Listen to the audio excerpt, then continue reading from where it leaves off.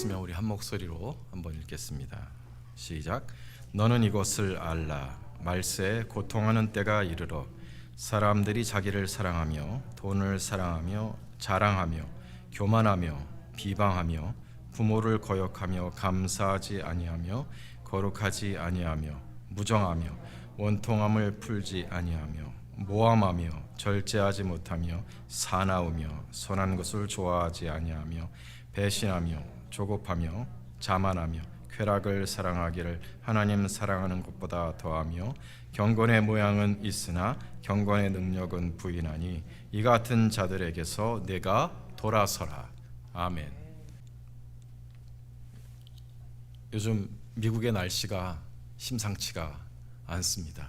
전에 없던 기상 이변이 찾아왔는데 이번에는 뜨거운 열기가 미국 대륙을 찾아왔네요. 전례 없었던 일이랍니다.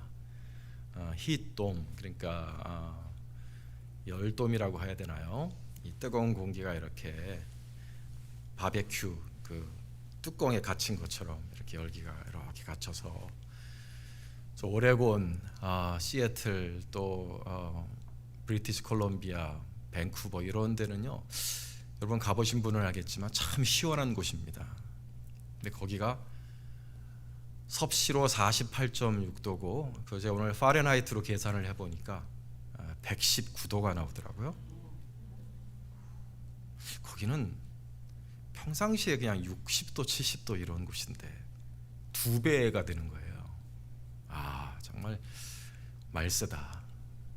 오늘 신문 기사를 보니까 그 주지사가 그 상황을 이렇게 표현하더라고요. 포스트 어포칼립스, 그러니까 종말 이후의 상황 같다고. 지구가 한번 망하고 난 다음에 지구를 보는 것 같은 그런 느낌이 든답니다. 시절이 이상하게 되어지는 것 같아요. 그런데 오늘 하나님 말씀을 보면 말세에는 기후만 이상해지는 것이 아니라 사람도 이상해진다고 하십니다.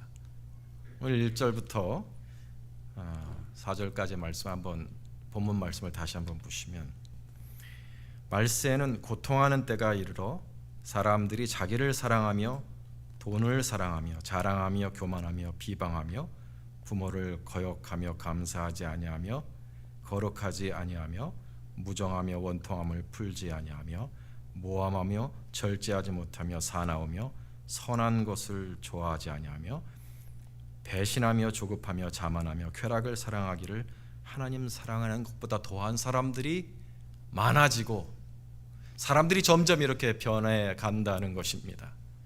좋은 변화가 아니라 나쁜 변화입니다. 고통하는 때라 그랬어요. 고통하는 때다. 이러한 사람들 때문에 사는 것이 고통스러운 때가 온다는 것입니다. 여러분 그렇지 않습니까? 우리네 사는 것이 하는 일이 힘들어서 고통스러운 게 아니라 그 하는 일 속에서 만난 사람 때문에 사실은 괴로운 거예요. 노동 자체가 괴로운 것이 아니라 그 직장에서 만난 사람들 때문에 괴로운 것이고, 가족이 많아서 사는 게 괴로운 게 아닙니다. 나를 힘들게 하는 어떤 가족 한 사람 때문에 내가 힘든 것이죠. 결국 사람 때문에 우리가 고통을 받으며 살아가는 것인데, 바로 이러한 사람들 때문에 고통스러운 때가 온다는 것입니다. 오늘 더더욱 충격적인 것은요, 오늘 사도 바울이 말씀하신 이 이상한 사람들, 남에게 고통을 주는 이 타락하고 악하게 변화된 이 사람들의 모습이 이 세상 사람들의 모습이 아니라는 것입니다. 오늘 사도 바울이 그리고 있는 이 사람들은 세상 사람들이 아니라 타락한 그리스도인의 모습이라는 것이 충격적입니다. 오늘 5절 한번 보십시오. 5절을 한번 보시면 경건의 모양은 있으나 경건의 능력은 부인하는 자니라고 하였습니다. 오늘 이 사람들은 어떤 사람들이냐면 경건의 모양이 있는 사람들입니다. 경건이 무엇이냐? 우리가 이제 한글 성경만 보면 holiness인가? 라고 생각을 하실 수 있겠지만 아니에요. 그런 뜻이 아닙니다. 여기서 말하는 경건이라는 것은요, 헬라어로 보면 이제 유세베이아라는 단어인데요. 이게 뭐냐 하면은 신앙적으로 사는 모습, 그러니까 religious life, 그러니까 종교적으로 사는 모습을 말하는 것입니다. 내면의 어떤 거룩함을 말하는 게 아니고 외면적으로 보이는 종교적인 모습을 유세베이라고 해요. 그러니까 이 사람들은 경건의 모양이 있습니다. 겉으로 보면 신앙생활을 하는 사람 같아요. 그러나 경건의 능력은 없습니다. 그러니까 오늘 사도 바울께서 말씀하신 이 타락한 그리스도인들은요, 쉽게 얘기하면 이런 사람들인 거죠. 교회를 다니기는 다녀요. 신앙인은 신앙인 같은데 그 신앙의 능력과 아름다운 신앙인의 모습이 없는 사람들입니다. 이런 사람들이 많아진다 그랬어요. 말세에는 타락한 그리스도인들이 많아진다고 했습니다. 신앙인 같지만 신앙의 능력은 없는 사람들, 겉보기 신앙만 가진 그런 사람들이 많아져서 세상에 고통이 심해진다고 하셨습니다. 대학교까지 신앙교육을 잘 받고 열심히 신앙생활하던 청년들이 신앙을 잃어버리고 심각한 도전을 받는 때가 언제냐 하면 대학을 졸업하고 직장을 취직해서입니다. 한국을 예로 들어 말씀을 드리는 거예요. 미국은 대학 가자마자 신앙을 잃는데 한국은 그래도 대학생까지는 우리 청년들이 신앙생활을 해요. 직장에 취직하면 이 청년들이, 예수 믿는 청년들이 이구동성으로 하는 얘기가, 나를 힘들게 하는 사람이 집사님이더라.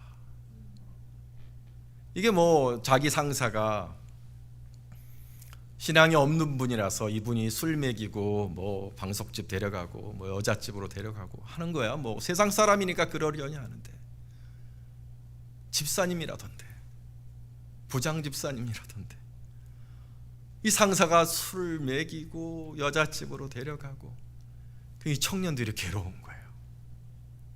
그게 그렇게 괴롭대요.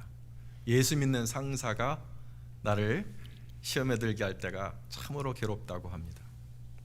요즘 세상 사람들이 우리 기독교인들을 개독이라고 부릅니다. 개 같은 기독교인이라는 뜻이겠죠. 실망해서 그렇습니다. 기독교인이라면 기대하는 모습이 있어요.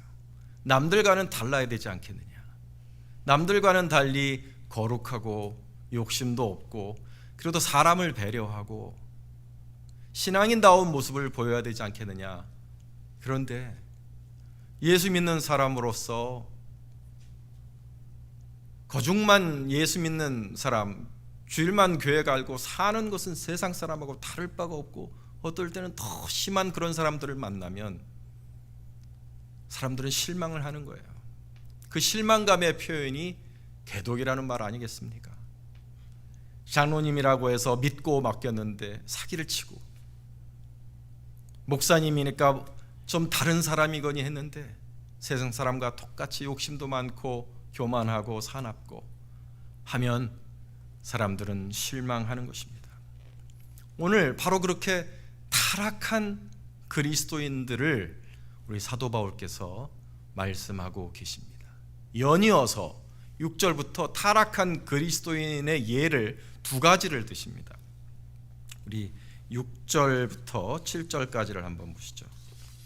먼저 어리석은 여자의 비유를 드십니다.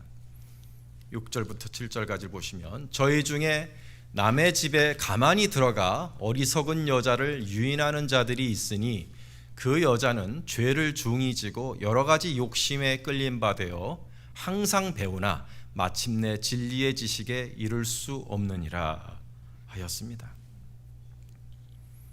어리석은 여자, 귀나카리온, 뭐 이건 설교와는 상관없는 얘기입니다만은 헬라어로 여자, woman을 귀네라고 합니다. 귀네. 그래서 우리가 살고 있는 카운티가 귀넷 카운티죠. 그래서 귀넷, 이게 뭐냐면 작은 little lady, 그러니까 소녀라는 뜻입니다. 귀넷이. 그러니까 헬라어에서 나온 말이에요.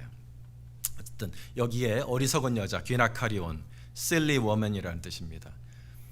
stupid woman이라고 할 수도 있겠죠. 이 어리석은 여자가 있어요. 이 어리석은 여자가 성경 공부를 열심히 하는 여자였습니다. 항상 배운다 그랬죠. 3장 7절에 보면 항상 성경 공부를 열심히 해요. 열심히 배우는데 문제가 있습니다. 남의 유혹에 잘 넘어가는 거예요. 유혹하면 넘어갑니다. 남의 집에 가만히 들어가 어리석은 여자를 유인하는 자들이 있었습니다. 뭐라고 꼬셨을까요? 뭐 하자고 꼬셨을까요? 고스톱 치러 가자 그랬을까요? 아니면 술 마시고 춤추러 클럽에 가자는 유혹이었을까요? 아니면 마약하고 질펀하게 즐기자는 어떤 정말로 유격스러운 그런 유혹이었을까요? 알 수는 없으나 이 여인이 유혹할 때마다, 죄의 유혹을 받을 때마다 그걸 이기지를 못합니다. 번번이 넘어가는 거예요. 번번이 넘어가요. 성경 공부했는데, 분명히 주일엔 성경 공부 열심히 했는데 주중이 되면 유혹에 계속 넘어가요. 다시 주일날 와서 열심히 성경 공부하고 주중에 또 넘어가서 죄를 짓고, 죄를 중히 지고 오라 그랬어요. 이 여자는 죄를 중히 지고, 원어가 무슨 뜻이냐면 죄가 이렇게 계속 스택처럼 쌓였다는 뜻입니다. 팬케이크 쌓이는 것처럼 죄가 그 여자 앞에 이렇게 막 쌓여 있다는 뜻이에요. 그 결과 이 여인은 항상 배우나 마침내 진리의 지식에 이를 수 없느니라. 진리의 지식이 무엇이냐? 성경에는요, 진리를 가르치는 헬라어가 두 가지가 있어요. 하나는 알레테이아라는 단어고, 하나는 오늘 나올 에피그노시스라는 단어입니다. 그노시스라고 해서 영지주의에 해당되는 단어는 아니에요. 일반적으로 쓰이는 단어입니다. 에피그노시스라는 말은요, 뭐냐면 주관적인 진리라는 뜻이에요. 알레테이아는 객관적인 진리입니다. 그러니까 우리가 공부하는 진리, 성경을 공부해서 이렇게 깨닫는 어떤 머리로서 받아들이는 그런 진리라면, 에피그노시스는 뭐냐면 나에게 향하신 하나님의 뜻, 나를 향하신 하나님의 뜻을 깨닫는다는 의미에서의 진리의 지식. 성경은 열심히 공부를 해요. 알레테이아는 머리를 가지고 열심히 공부하지만 그 하나님의 진리가 나를 인도하지를 못해요. 그 하나님이 나에게 무엇을 원하시는지 하나님의 인도하심을 느낄 수가 없어요. 받을 수가 없어요. 그게 진리의 지식에 이를 수 없다는 뜻입니다. 열심히 공부해서 받아 적고 암기하고 그런 머릿속에 쌓이는 게 있죠. 그러나 내 심장으로 내 가슴을 인도하시는 하나님의 음성, 하나님을 아는 그 지식은 안 오는 거예요. 타락한 삶을 살기 때문에. 두 번째로 타락한 그리스도인의 예로 8절부터 9절까지를 보시면 얀네와 얌브레라는 사람의 예를 드십니다.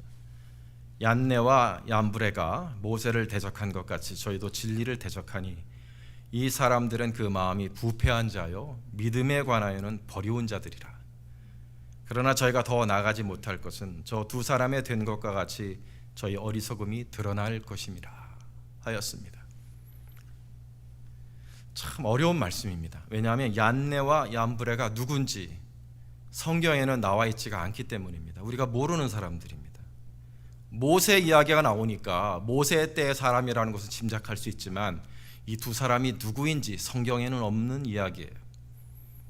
유대인의 전설을 보면 이 두 사람을 바로의 왕궁에서 모세를 대적했던 그 술사들, 마술사들이라고 말하는 그런 전설도 있지만 또 이스라엘 사람 중에서 모세를 대적했던 사람으로서 나오기도 합니다. 저는 아마도 후자일이라고 생각합니다. 왜냐하면 이 두 사람을 묘사할 때 마음이 부패한 자요 믿음에 관하여는 버리운 자라고 하였기 때문에 믿음은 가지고 있었지만 하나님께서 그 믿음을 인정치 않고 하나님이 버리신 자다라고 해석할 수 있기 때문에 이 두 사람은 애굽의 마술사라기보다는 이스라엘 사람들 중에서 모세를 대적하고 불순종하고 모세에게 맞섰던 어떤 사람들을 말하는 것이 아니었나 생각을 합니다. 어떤 사람인지 우리가 정확하게 알지는 못하지만 마음이 부패하여서 하나님이 그 믿음을 버리셨다 그랬어요. 마음이 부패한 신앙인들은 하나님이 버리십니다. 버리운 자들이라 할 때 아도키모스라는 헬라어를 쓰고 있습니다. 이 말이 굉장히 강렬한 의미를 가지고 있어요. 그냥 버리운 자가 아니라 뭐냐면요, 하나님이 테스트해 보시고 이건 쓸모없다고 판단해서 버리시는 쓰레기, 정크라는 뜻입니다. 그래서 구약성경 70인역에 이 아도키모스라는 단어가 언제 쓰이고 있냐면 찌꺼기, 불순물 이런 단어에 쓰여요. 그러니까 하나님이 그냥 버리신 게 아니라 뭐요? 이 쓰레기 같은 거죠. 찌꺼기 같은 거죠. 하나님이 진짜 쓸모없다, 무의미하고 무용하다고 생각돼서 버리시는 것을 아도키모스라는 단어로 쓰신 거예요. 강렬한 의미를 가지고 있죠.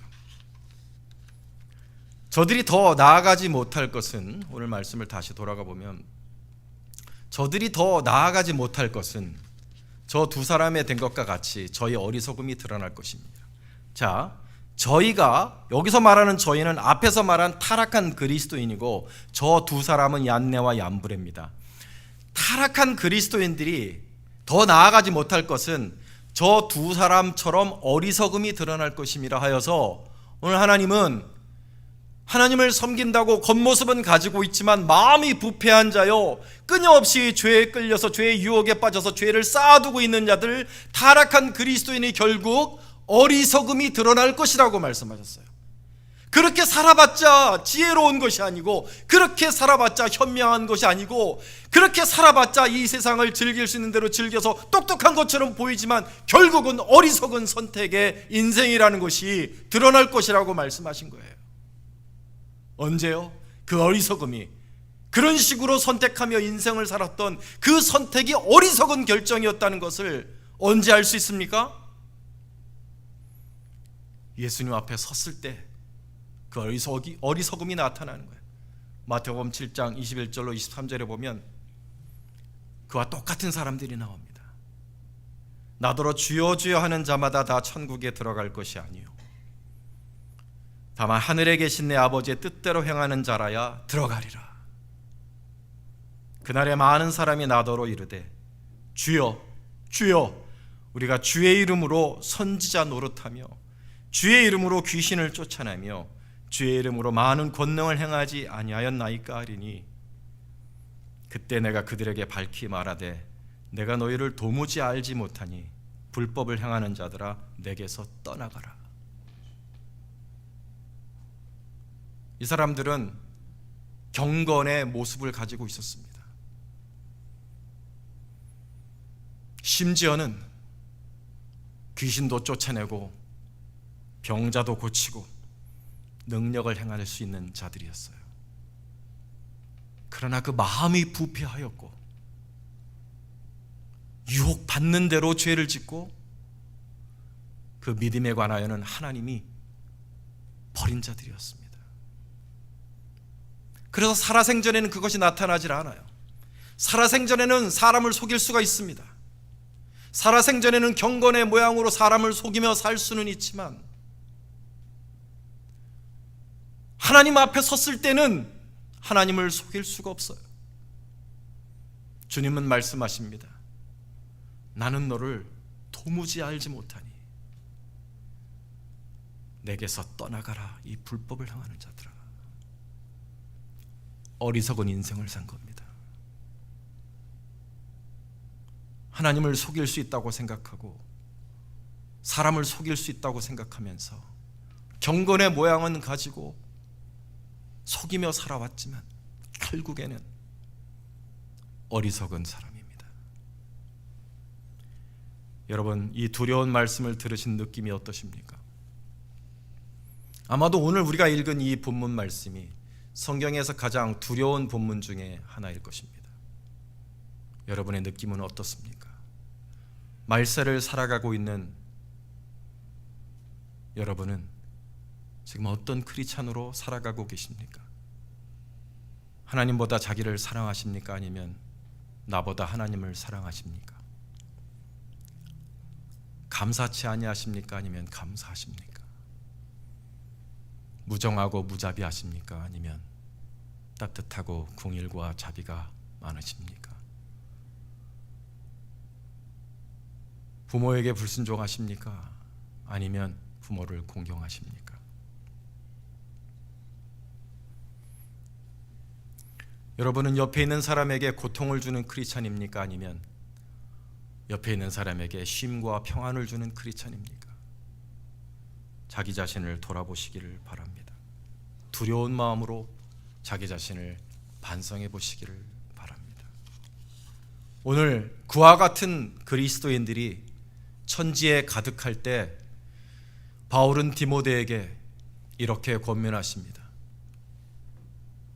너는 이 같은 자들에게서 돌아서라. 경건의 모양은 있으나 경건의 능력은 없는 자들에게서 너는 돌아서라. 오늘 이 말씀이 저와 여러분의 마음속에 깊이 박힐 수 있기를 축원합니다. 돌아서라. 돌아서라. 이 같은 자들에게서 돌아서라는 이 말씀을 원어로 볼 필요는 있어요. 원어로 아포트레포라는 단어입니다. 문자 그대로 turn away. 뭐냐 하면 가다가 그런 사람을 만나면 turn away. 문자 그대로 돌아서라는 것입니다. 코스코를 갔는데 만나기 싫은 사람을 만났어요. 어떻게 했는지 여러분 짐작이 되시죠? 괜히 살 것도 없는 칸으로 들어가서 삥, 그런 뜻은 아니겠죠. 돌아서라는 말이 그런 사람들과 어울리지 말아라, 그런 사람들과 만나지 말아라, 그런 뜻은 아닙니다. 오늘 이 돌아서라는 말은 무슨 뜻이냐? 그들의 삶의 방식과는 전혀 다르게 살아라. 확실하게 다르게 살아라. Radically different. 확실하게 다르게 살아라. 그런 뜻입니다. 네가 이 같은 자들에게서 네가 돌아서라. 이 같은 자들과 확실하게 다르게 살아라. 그런 뜻입니다.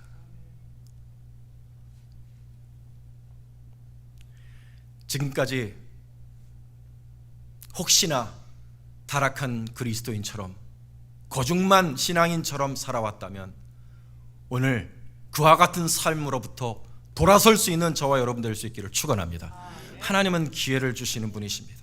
예전까지 그렇게 살았다 할지라도 지금부터는 사랑하는 여러분, 우리는 이 세상 사람들 그리고 타락한 그리스도인과는 다른, 전혀 다른, 확실하게 다른 성도의 삶을 살기로 결심할 수 있기를 축원합니다.